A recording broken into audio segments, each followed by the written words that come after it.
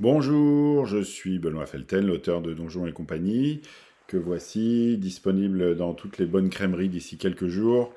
Euh, Donjons et compagnie, donc le principe du jeu, si vous l'avez pas déjà entendu, c'est qu'une entreprise occupe le donjon, y attire des aventuriers, les élimine, les dépouille, et c'est comme ça que le modèle économique de l'entreprise tourne. Il y a une dimension assez méta à la construction du jeu, même si quand on joue en immersif évidemment. Et cette dimension méta, c'est que finalement la démarche de l'entreprise qui consiste à construire des aires clients thématiques pour attirer les aventuriers de divers types euh, les y dépouiller, c'est finalement pas très éloigné de la démarche d'un meneur de jeu dans notre hobby favori, qui construit une ère d'aventure pour y attirer ses joueurs, en fait. Euh, mais il y a un autre aspect méta au jeu qui est plus lié à l'histoire de notre hobby. Vous n'êtes pas sans savoir que Gary Gygax, qui est passé à la postérité comme l'inventeur de D&D, était en fait pas tout seul. Le jeu avait été inventé par deux personnes, Gygax et un autre collaborateur qui s'appelait Dave Arneson.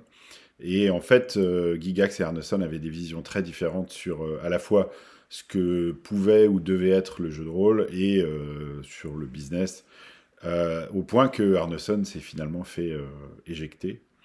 Et dans l'histoire de Donjons et compagnie, à l'intérieur du jeu, le monsieur Noir qui a fondé Donjons et compagnie développe l'entreprise grâce à l'aide d'un nain qui s'appelle Arneson.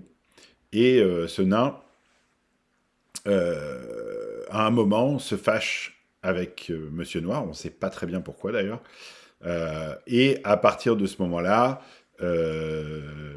il y a cette grosse séparation, et avec Laetitia Combe qui fait toutes les illustrations intérieures du jeu, on a voulu mettre ça en image, et donc vous pouvez trouver en entrée de chapitre, il y a plusieurs illustrations d'Arneson, mais celle-ci en particulier, en l'entrée du chapitre Mission-Réception. Et si vous allez chercher un peu sur Internet pour voir des photos de Dave Arneson, vous remarquerez qu'il y a une ressemblance troublante avec notre nain Arneson. On a, on a semé plein de petits œufs de Pâques comme ça, tout à travers le jeu, que ce soit avec les auteurs ou avec les illustrateurs. Je vous en présenterai d'autres dans les jours qui viennent. En attendant, j'espère que vous appréciez la lecture du jeu si vous l'avez déjà reçu. Et pour ceux qui commencent à organiser des tables, n'hésitez pas à nous raconter comment ça se passe. En tant qu'auteur, le plus grand plaisir qu'on puisse avoir quand on sort un jeu, c'est de savoir qu'il est joué et d'avoir les retours de partie.